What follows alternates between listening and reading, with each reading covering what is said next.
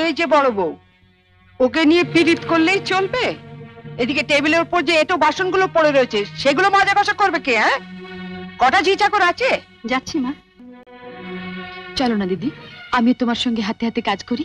ও বাবা, কি পীড়িত রে! দেখবো দেখবো কত কাজ করতে পারো। দেখি তোমার বাবা মা কি গয়না পরিয়ে শ্বশুর বাড়ি পাঠিয়েছে। গলার ওই দুটো সোনার না ইমিটেশন? আমার মা বাবা নেই, ছেলেবেলাতেই মারা গেছেন। আমি মামার কাছেই মানুষ। ও, মা বাবাকে খেয়ে বসে আছো? ধন্যি মেয়ে। এখানে এসে আবার তো নতুন করে মা পেলাম। ও বাবা, কি কাব্য মারা কথা রে বাবা। শিখে নাও মেজো বউ, শিখে নাও। আমার বাবা ওসব ন্যাকামি আসে না। নাও, খোলো দেখি হাতটা। দেখি দেখি দেখি দেখি, ছোট বউয়ের মুখখানা দেখি। তোকে আবার কি খবর দিল? বা, রন্টুর বউ ভাতে যাবো বলে তৈরি হচ্ছে, হঠাৎ তনু গিয়ে বলল, তা মা তোমার ছোট বউয়ের মুখখানা তো বেশ। দেখ তো, ওর গলার হারটা সোনার না ইমিটেশন? আমার তো মনে হয় ইমিটেশন। মা দেখেছেন আমার বিয়ের হারটা এখনো কেমন চকচক করছে? এটা তো মনে হচ্ছে না, কেমন যেন মেয়ের মেরে। এটা আমার মায়ের গয়না, মা মারা যাবার সময় মামার হাতে দিয়ে গিয়েছিলেন। এই সুটকেসে আরো আছে। দেখি দেখি দেখি, সরো সরো সরো না, বাপের বাড়ি থেকে কি আনলে দেখি।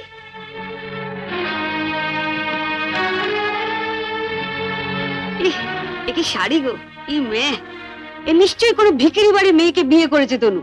আমাদের বাড়ি ঝিরাও এর কাপড় পরে না। দেখ দেখ, বাবা লাল লাল হয়ে যাচ্ছে পাউডার। মা মা আমি ঠিক বলছি মা, এ নিশ্চয়ই কোনো বস্তি বাড়ি মেয়ে, নইলে বিয়েতে কেউ এরকম শাড়ি দেয়? দেখ দেখ, বাহ, এই শাড়িটা কিন্তু বেশ, তাই না মেজে বৌদি? মোটামুটি। মা আমাদের এখন আমাকে মানিয়েছে, খুব সুন্দর মানিয়েছে। ভালো, খুব সুন্দর। আমি শাড়িটা নিয়ে যাচ্ছি, রন্টুর বউ ভাতে পরে যাব। শোনো, রাত্রিবেলায় ভালো করে আমি এসে সুটকেসটা ঘেটে দেখবো, কিছু যেন শরীর রেখো না। মা নজর রেখো। শাড়িটা রেখে যাও।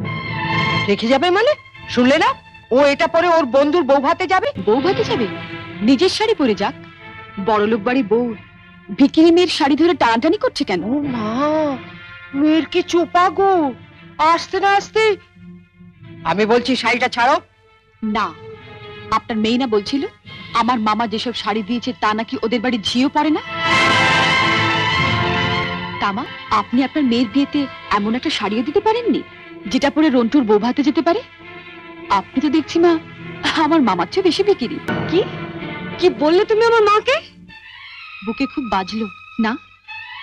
ঠিক আমার বুকে এমনি করে বেজেছিল যখন তুমি আমার পিতৃতুল্য মামাকে বিক্রি বলেছিলে। চুপ কর ছোট। না, তুমি তো যত নষ্টের গোড়া। ও আসার সঙ্গে সঙ্গে 7 তাড়াতাড়ি কেন নিজের ঘরে নিয়ে এলে এবার বুঝতে পারছি। এর মধ্যে ওর কানে বিষ ঢেলে দিলে। দিদি কোথায় বিষ পাবে যে ঢালবে? আপনি আর আপনার মেয়ে তো বিষের জমিদারি নিয়ে রেখে দিয়েছেন। ছোট, শাড়িটা দিয়ে দে। না, আমার মামা খুব গরিব, বিয়েতে আমাকে ভালো শাড়ি না দিতে পারলেও এই শাড়িটা অনেক কষ্টে কিনে দিয়ে বলেছিলেন বাড়ির যিনি গুরুজন তার পায়ে দিয়ে প্রণাম করো। এ কি করলি হতভাগী? মা থাকতে আমাকে, ছোটবেলায় মাকে হারিয়েছি, কত আশা নিয়ে বাড়িতে এসেছিলাম, নতুন করে আবার মাকে পাবো। কিন্তু বড়দি, ওনার যা মূর্তি দেখলাম এ তো মায়ের মূর্তি নয়। শাড়ি দিয়ে প্রণাম করলে আমার মরা মায়ের হাতটা কষ্ট পাবে। শুনলে মেজে বৌদি, শুনলে? যত বড় মুখ না তত বড় কথা। ঠিক আছে, রন্টুর বউ ভাত থেকে আসে, তারপর তোমার হচ্ছে। দাঁড়াও, যাবার আগে ছুঁড়ে ছুঁড়ে যে শাড়িগুলো ফেললে সেগুলো সুটকেসে তুলে দিয়ে যাও। তুমি বড়লোক বাড়ির বউ, তোমার বাড়িতে 10-20টা ঝি থাকতে পারে, কিন্তু এই বাড়িতে তো ঝি নেই, তাই কাজটা তোমাকেই করে যেতে হবে। কি হলো, তোলো। ছেড়ে দে ছোট। তুমি চুপ কর বড়দি। রন্টুর বউ ভাতে যেতে গেলে কিন্তু এই কাজটা করে দিয়ে যেতে হবে ঠাকুরজি। আমার বাড়িতে? মা, কি ডাকাত মেয়ে রে বাবা। যাই, ওনাকে বলি গিয়ে যাই। তুমি কোথায় যাচ্ছ? শাড়িগুলো তোলো। মেজো বৌদি, ও বড় বৌদি, ছাড়, ছেড়ে দে ছোট, ছেড়ে দে, নইলে কিন্তু রন্টুর বউ ভাতে যেতে দেবো না। তোলো।